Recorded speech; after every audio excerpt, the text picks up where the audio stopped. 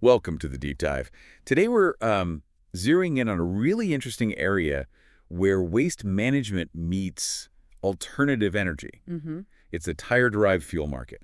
We've got a new report here, just out March 2025, from Cognitive Market Research. Right, the Tire Derived Fuel Market Report 2025, the global edition. Exactly. And think of this as, well, your quick guide to understanding how old tires get turned into energy. And what the future looks like for it. Yeah. Our goal here is really just to pull out the most important bits for you so you get a clear picture of the market dynamics and its potential. That's it. We're going beyond just the headline numbers, trying to get a handle on the trends, the regional differences, the whole TDF landscape. Okay, good. This report's dense, lots of data. We're here to filter it down to what really matters. Perfect. So let's jump right in then. The big picture. Yeah. Globally, how big is this TDF market right now?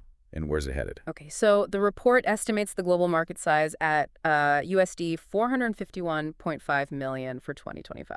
451.5 million. Okay. And looking forward, they see it reaching about USD 580.89 million by 2033, Right. which works out to a compound annual growth rate, a CAGR, of 3.2% over that period. 3.2%. So, steady growth. Not explosive, but solid. Solid, steady upward trend, yeah. What's actually pushing that growth? It can't just be more flat tires, surely. No, definitely more to it.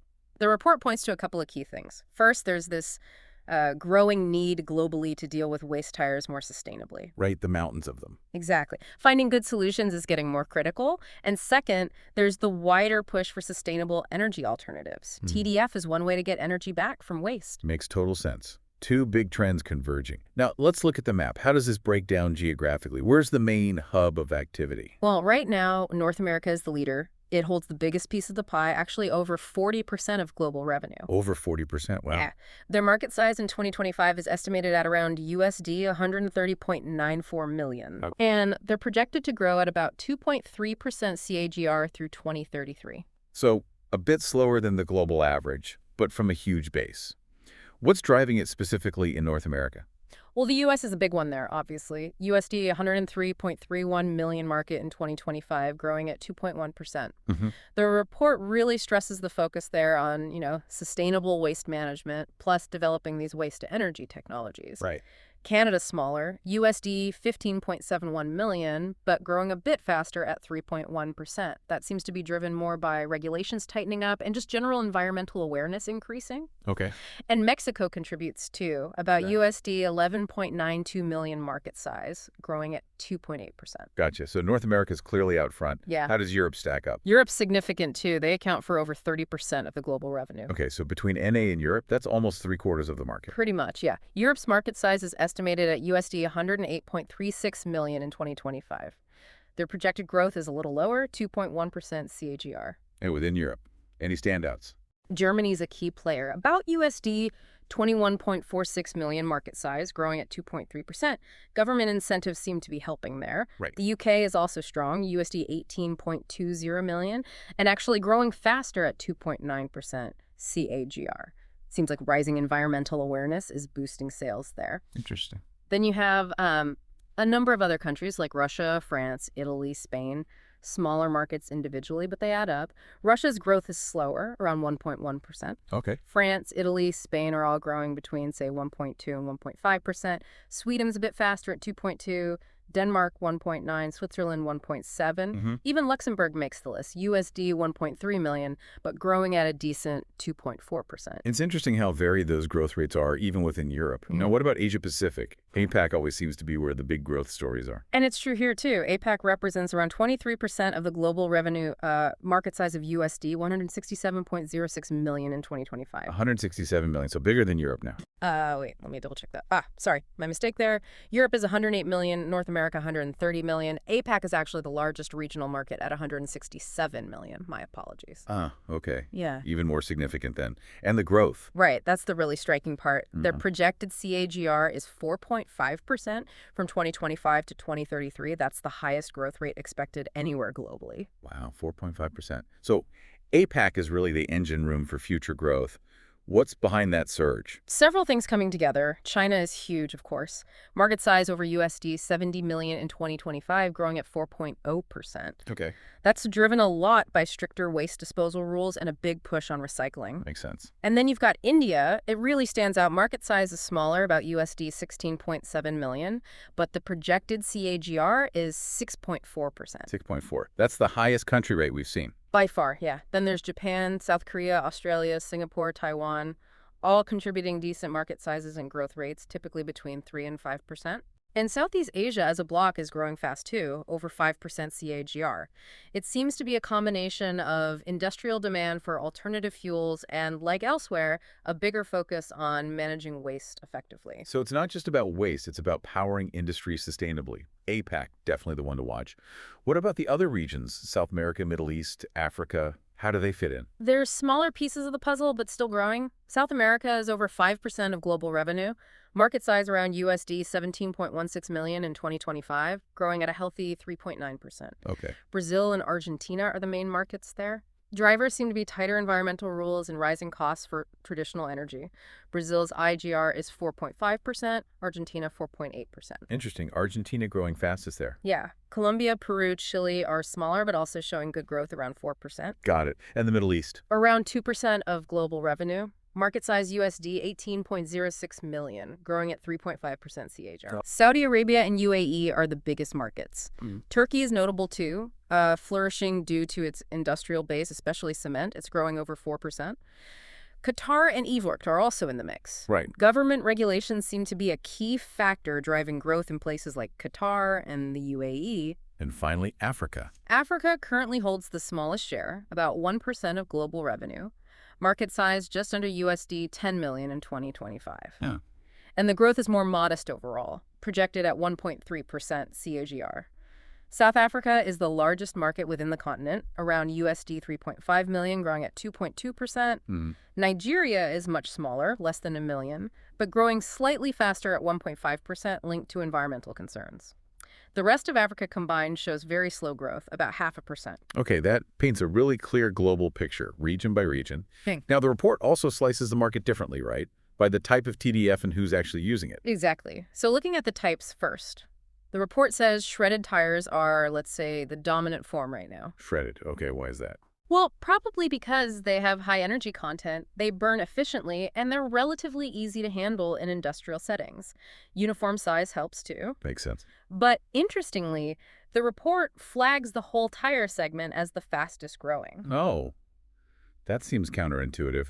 Why would whole tires be growing faster if shredded are easier to handle? It boils down to cost effectiveness and simplicity for certain users, particularly cement kilns and some types of industrial boilers. They can often use whole tires with minimal pre-processing, which obviously saves money and hassle, so less prep needed makes them attractive for those specific applications. Gotcha. So shredded leads in volume, but whole tires are catching up fast because they're cheaper and easier for some big users. Yeah. Speaking of users, who are the main consumers? The cement industry is the biggest end user right now. They take the largest share. Why cement specifically? Their kilns run at incredibly high temperatures, which are perfect for burning shredded tires efficiently. It lets them substitute TDF for fossil fuels like coal, which saves costs.